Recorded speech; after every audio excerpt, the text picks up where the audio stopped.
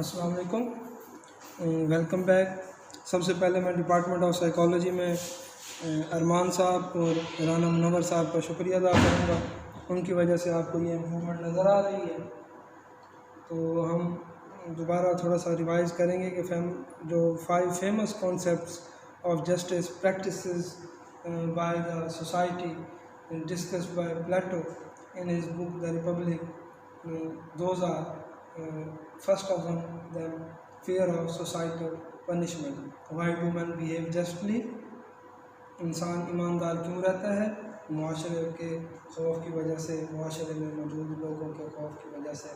Second point, notions of divine retribution, खुदाई अहकामात की वजह से जो उसने हम तक मुख्तलिफ अंबिया कराम और किताबों की मदद से हम तक पहुँचाए, क्योंकि खुदा ने कहा कि ये अच्छा है, ये बुरा है, ये मुझे पसंद है, ये नापसंद है। तो इस वजह से हम खुदा को खुश करने के लिए, उसकी रज़ा के लिए ईमानदार रहते हैं। Third point, stronger elements of society square the weaker for submission, कि जो माशरे में ताकतवर तबका है वो कानून बनाता है और वो अपने से कमज़ोर लोगों पर इम्प्लीमेंट करता है और उनको डरा के रखता है कि जी आपने ऐसे करना है, ईमानदार रहना है, वरना आपको पनिश किया जाएगा। मुख्तलिफ सख्त सज़ाओं की खौफ की वजह से लोगों को ईमानदार बना के रखने की कोशिश करता है। Second last point, it is good for them to do so, कि ये उनके अपने लिए अच्छा है, उनके अपने फ़ायदे के लिए है, उनकी ज़ात के लिए अच्छा है, करने वाले के लिए फ़ायदा मंद है। A good thing in and of it self, और ये एक अच्छी ऑप्शन है, यानी कि आपके पास एक ही काम को करने के एक से ज़्यादा तरीके होते हैं, ऑप्शन होती हैं, उनमें ये जो ऑप्शन है ये बेटर ऑप्शन है, ये एक अच्छी ऑप्शन है। इसके बाद how do we define justice, हम जस्टिस को किस तरह से डिफाइन कर सकते हैं, क्या जस्टिस की डेफिनेशन होगी, आपके माइंड में क्या आता है कि जस्टिस क्या होगा। तो ये क्वेश्चन आपने लाजमी अपनी असाइनमेंट में ऐड करना है और अपनी तरफ से इन 5 पॉसिबल रीज़न के अलावा कोई और साथ बतानी है मेजर रीज़न कि जी जस्टिस क्या है या लोग ईमानदार क्यों रहते हैं, why do man behave just. तो ये आपका असाइनमेंट का एक पहला इम्पोर्टेंट क्वेश्चन होगा जिसको आप सारे रिप्लाई करेंगे इन 5 के अलावा, और जितना बेटर कोई कंट्रीब्यूट करेगा, इसमें पार्टिसिपेट करेगा, तो सेशनल में उसको उतना ज़्यादा फ़ायदा होगा और ये ओरिजिनलिटी होनी चाहिए इसमें। Second, Plato wants to define justice in such a way that justice is worthwhile in and of itself.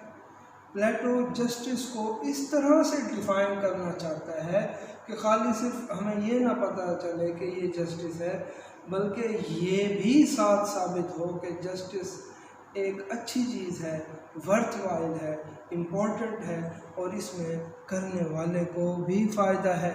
ये नहीं कि अगर मैं ईमानदार हूँ, मैं ईमानदारी की ज़िंदगी गुजारता हूँ तो हमेशा सिर्फ बाकी लोगों को फ़ायदा होगा और जिनके साथ मैं ईमानदार रहूँगा सिर्फ उनको फ़ायदा होगा और मेरी ज़ात को कोई फ़ायदा नहीं होगा, ऐसा नहीं है।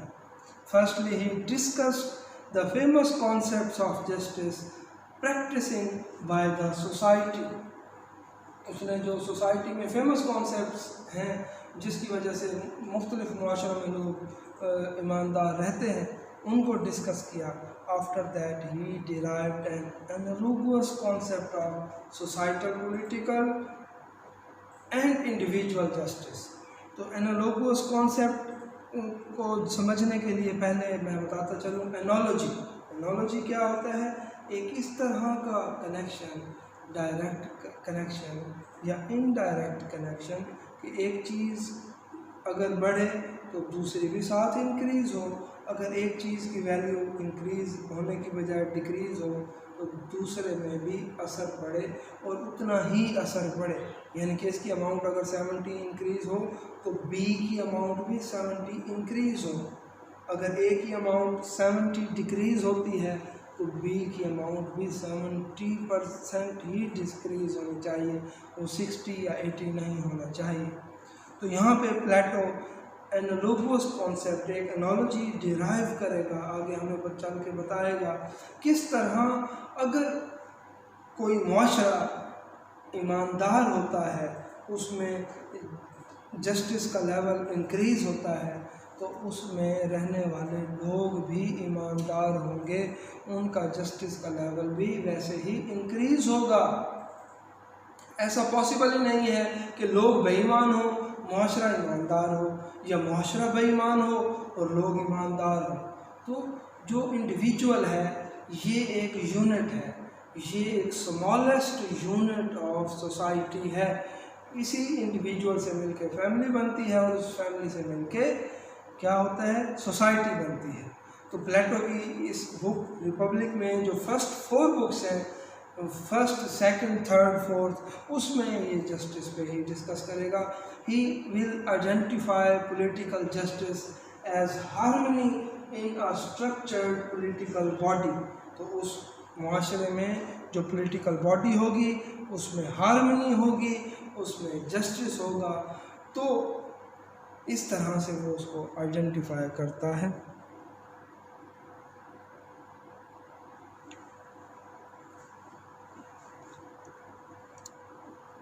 When relationship between these 3 classes are right, तो 3 क्लासेस कौन सी हैं सोसाइटी में?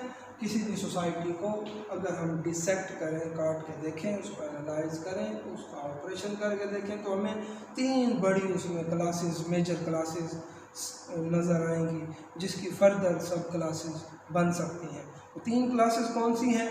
किसी भी मुआशरे में सबसे पहले जो इम्पोर्टेंट क्लास है वो रूलर्स की क्लास है, जिसको प्लेटो गार्डियन कहता है। और इनकी ट्रेनिंग के दौरान इनके अलग होने से पहले ऑक्सिलरी और रूलर्स, वॉरियर्स और रूलर्स को वो गार्डियन का नाम देता है। लेकिन जब उसमें से रूलर्स की क्लास अलग हो जाती है तो गार्डियन की जो टर्म है वो सिर्फ रूलर्स को अप्लाई होती है, और जब तक ये दोनों इकट्ठे रहते हैं तो ये गार्डियंस की टर्म इन दोनों पे अप्लाई होती है। तो सबसे पहली क्लास कौन सी है? रूलर्स की क्लास, हुक्मरानों की क्लास, जो कानून साजी करते हैं, जो पॉलिसी मेकिंग करते हैं। और सेकंड क्लास है जी ऑक्सिलरी की क्लास या वॉरियर्स की क्लास। ये गवर्नमेंट को सपोर्ट करते हैं, इसको हम ब्यूरोक्रेसी कह सकते हैं, आर्मी कह सकते हैं, पुलिस कह सकते हैं। ये तमाम के तमाम वो हैं जो किसी भी सरकार को रन करते हैं, किसी भी गवर्नमेंट की पॉलिसीज़ को इम्प्लीमेंट करते हैं। और थर्ड क्लास जो है वो है प्रोड्यूसर्स की क्लास। इसको आप आम आदमी या सिविलियंस की क्लास कह सकते हैं। ये क्राफ्ट्समैन होते हैं, ये फार्मर्स होते हैं, ये आर्टिजन्स होते हैं, ये डॉक्टर हो सकता है, लॉयर हो सकता है, और मुख्तलिफ़ तरह के लोग जो सर्विसेज प्रोवाइड करते हैं, जो गवर्नमेंट में नहीं होते, प्राइवेट तौर पर मनी मेकिंग के लिए काम करते हैं। तो इसमें वो क्लासेज आ सकती हैं। A just society works in harmony and consists of 3 main classes of people। तो जस्ट सोसाइटी की निशानी आगे फर्दर भी वो हमें बताएगा कि अगर ऐसा होगा तो सोसाइटी जस्ट होगी, अगर कोई सोसाइटी जस्ट हो तो उसके लिए क्या क्या रिक्वायरमेंट्स हैं, तो आगे भी चल के ये डिस्कस होंगी। यहाँ तक के लिए एक जो इम्पोर्टेंट पॉइंट है वो ये है, अ just society works in harmony, कि ये जो जस्ट सोसाइटी है ये हार्मनी में काम करती है। हार्मनी क्या कहते हैं? उनमें बैलेंस होगा, उनमें पावर का बैलेंस होगा, उनमें ड्यूटी आपस में वो जो शेयर करेंगे वो एक ख़ास उनमें तवाज़ुन होगा। और इसमें ये जो 3 क्लासेस हैं ये जो काम करेंगी ये हार्मनी में होंगी। और इसके लिए क्या रिक्वायरमेंट है कि वो मुआशरा इन 3 क्लासेस में डिवाइड होना चाहिए। ऐसा ना हो जो प्रोड्यूसर्स हों यही रूल करें या जो वॉरियर्स हों वो रूल करें। अगर ऐसा होगा तो फिर उसका नुकसान होगा। तो उसके लिए वो एक फेमस कोटेशन है, ये मैं आपको शेयर भी करूँगा आपके इसमें लिंक में, आप इसको गूगल पे भी सर्च कर सकते हैं। रूइन कम्स, रूइन RUIN, रूइन का मतलब क्या है? तबाही, बर्बादी, जवाल, downfall. रूइन comes when the traders whose hearts are lifted up by wealth becomes a ruler, or when the general uses his army to establish a military dictatorship, जब कोई वॉरियर रूलर बन जाए, जब कोई बिजनेसमैन रूलर बन जाए, तो उस मुल्क में तबाही, बर्बादी, ज़वाल आता है। The producer is at his best in the economic field. The warrior is at his best in the battle. They are both at their worst in the public office. ऐसा नहीं हो सकता कि हम जो प्रोड्यूसर्स हैं उनको रूलर बना लें, या जो वॉरियर हैं वो रूलर बन जाए। Ruin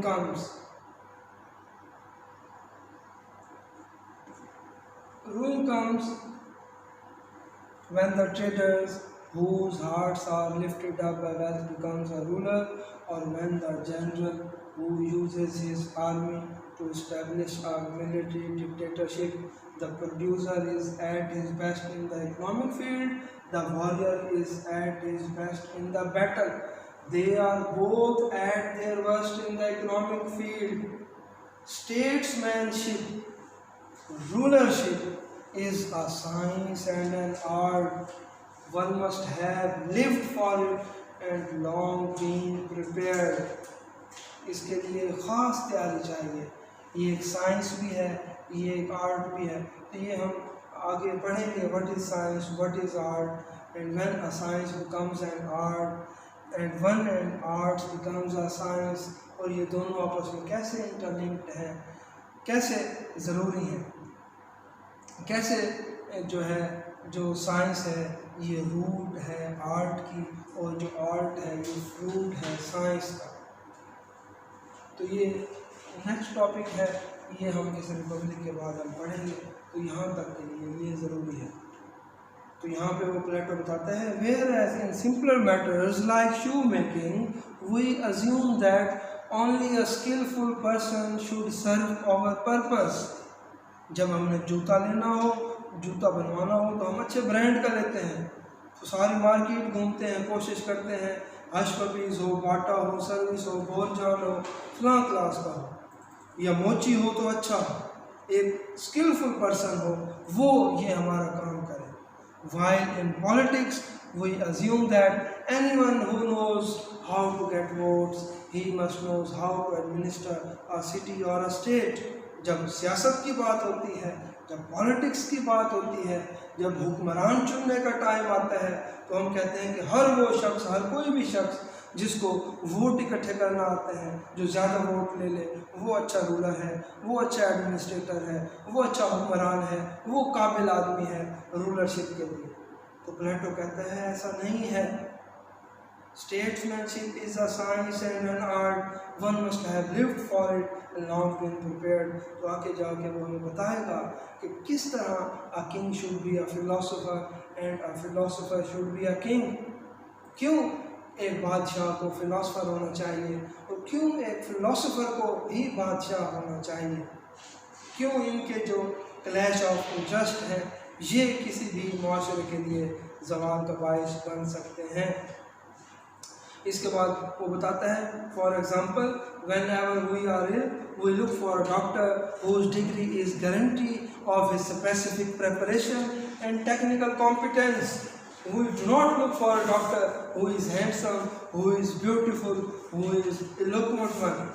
हम कहते हैं कि जी स्पेशलिस्ट हो, उसके पास MBBS की डिग्री हो, जो इस चीज़ का सबूत है कि जी ये अच्छा एक्सपर्ट है, अच्छा इसमें माहिर आदमी है, और यही इसी से ही हम सिर्फ ट्रीटमेंट कराएंगे। तो पॉलिटिक्स में हम ऐसा नहीं करते। तो वो कहता है when the whole state is ill, जब पूरे का पूरा माशरा बीमार हो, आगे का आवा बिगड़ा हो, should we not look for the services and guidance of the wisest and the best. तो जो एक्सपर्ट हों, जो काबिल तरीन लोग हों, उसमें माहिर हों, हमें सिर्फ उनसे ही मदद लेनी चाहिए, उनसे ही सर्विसेज लेनी चाहिए। बड़े दुख के साथ मुझे कहना पड़ता है कि हम जब KFC खाते हैं, हम जब मैकडोनल्ड खाते हैं, हम जब आईफोन यूज़ करते हैं, हम जब होंडा की गाड़ियाँ इस्तेमाल करते हैं, हम जब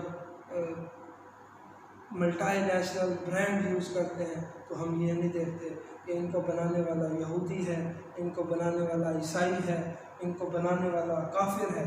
लेकिन जब इलाज करवाते हैं तो तब भी हम फॉरेन ट्रीटमेंट को बड़ी इम्पोर्टेंस देते हैं। अमेरिका बरतानिया के इलाज की बड़ी ख्वाहिश रखते हैं।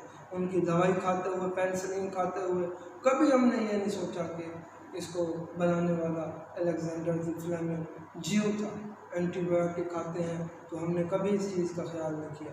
लेकिन जब मुल्क की बात आती है, जब मुल्क के मफाद की बात आती है, तो वहाँ पे हम फ़ौरन से मुख्तलिफ अपने फ़िरका वारियत के इशूज़ में इन्वॉल्व होने शुरू हो जाते हैं और हम अपना जो एक कॉमन इंटरेस्ट है, जो मेजर इंटरेस्ट है, उस पे हम कंप्रोमाइज़ करने के लिए तैयार रहते हैं, जबकि हमारे जो सेल्फ इंटरेस्ट है उस पे हम कभी भी इस चीज़ को वेटेज नहीं देते।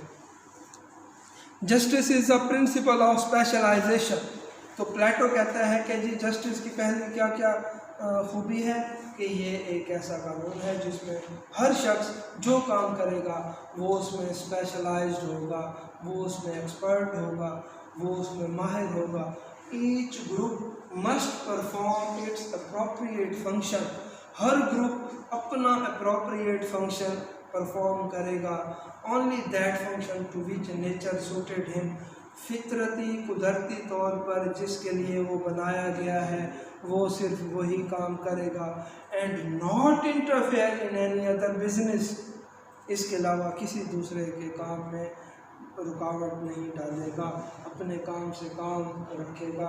फॉर एग्ज़ाम्पल, मैं अगर लॉयर हूँ तो मैं किसी भी डॉक्टर को जाके डिक्टेट करने के एलिजिबल नहीं हूँ कि नहीं जी आप इंजेक्शन ना लगाएं, नहीं जी आप इसका ऑपरेट ना करें, नहीं आप इसको पहले बेहोश ना करें, नहीं आपको इसको पहले ये ट्रीटमेंट नहीं देनी चाहिए। ऐसा नहीं हो सकता। अगर ऐसा होगा तो वो नाइंसाफ़ी होगी, क्योंकि एक काम जो मुझे पता ही नहीं है, जिसमें मैं एक्सपर्ट ही नहीं हूँ, तो मैं उसमें दूसरे शख्स को डिक्टेट नहीं कर सकता। लेकिन अगर आप देखें हमारे मुल्क में, हमारे माशरे में बहुत सारे लोग आपको मिलेंगे जिन्होंने कभी इकोनॉमिक्स की ABC नहीं पढ़ी होगी, इकोनॉमिक्स पे एक बात नहीं पढ़ी होगी। वो सीधा एड्रेस करेंगे प्राइम मिनिस्टर को, इमरान खान को, डोनाल्ड ट्रंप को, उनको समझा रहे होंगे कि जी ये पॉलिसी जो बना रहे हैं ये गलत है, आप अगर पेट्रोल की कीमत कम ज़्यादा कर रहे हैं तो ये गलत है, हालांकि उनको इकोनॉमिक्स का पता ही नहीं होता। तो हमें हमेशा इस चीज़ का ख्याल करना चाहिए कि जो लोग जिस फील्ड में एक्सपर्ट हों वो जो राय दें उनकी बात को ओबे करना चाहिए। फॉर एग्ज़ाम्पल, आजकल जो करंट इशू है कोविड-19 कोरोना वायरस का, तो उसमें डॉक्टर साहिबान जो कहते हैं हमें उनकी बात को फॉलो करना चाहिए। वो जो SOPs हमारे लिए सजेस्ट करते हैं हमें स्ट्रिक्टली उनको फॉलो करना चाहिए, उस पर अमल करना चाहिए। न कि कोई आम आदमी कहे कि जी ये अमेरिका का कोई एजेंडा है, ये गवर्नमेंट पैसे लेने के लिए कर रही है और कोरोना वायरस जैसी कोई चीज़ एग्जिस्ट नहीं करती, ये सिर्फ़ और सिर्फ एक ड्रामा है। तो हमें इस तरह की जो हिपोक्रेटिकल जो अप्रोच है, जो बायस्ड अप्रोच है, उससे अवॉइड करना चाहिए। यहाँ तक हमने क्या सीखा? Justice is a principle of specialisation. तो ये जो हमने 3 क्लासेस पढ़ी थी, कौन कौन सी? रूलर की, ऑक्सिलरी की और प्रोड्यूसर्स की। तो ये 3 क्लासेस अपना अप्रोप्रिएट फंक्शन परफॉर्म करेंगी और सिर्फ वही फंक्शन परफॉर्म करेंगी जिसके लिए वो नेचुरली सूटेड है, और दूसरा इसके अलावा वो किसी और के बिजनेस में इंटरफेयर नहीं करेंगे। इसके बाद जो सेकंड पॉइंट डिस्कस किया गया है, each must be in the right position of power in relation to the others. तो यहाँ से हम नेक्स्ट वीडियो में स्टार्ट करेंगे। मैं इसको यहीं पे स्टॉप करता हूँ। Thank you.